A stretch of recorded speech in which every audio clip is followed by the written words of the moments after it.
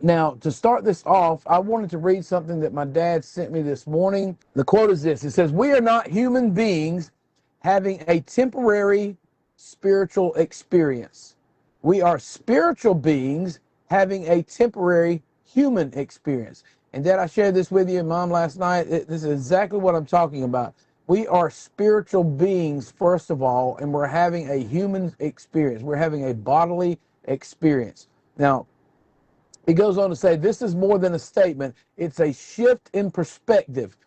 When you see yourself this way, everything changes, and it does. Your struggles, your purpose, your priorities, even your identity. You were not created for time. You were placed in it. So the God that we serve and the God that we adhere to is outside of time. He is outside of space. He is outside of time, and he is outside of matter.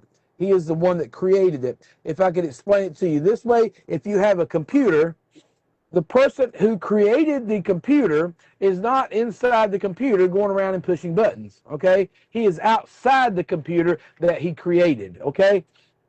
So if we look at God, who is the creator of the universe, the creator of the earth, the creator of human beings, all the creator, he is outside of all of creation of time, space, and matter.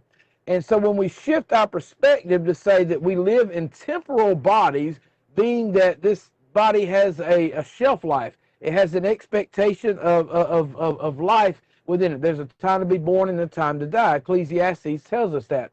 So if that is what we call a temporal body, so then this message that this quote here says we're not human beings having a temporary spiritual experience.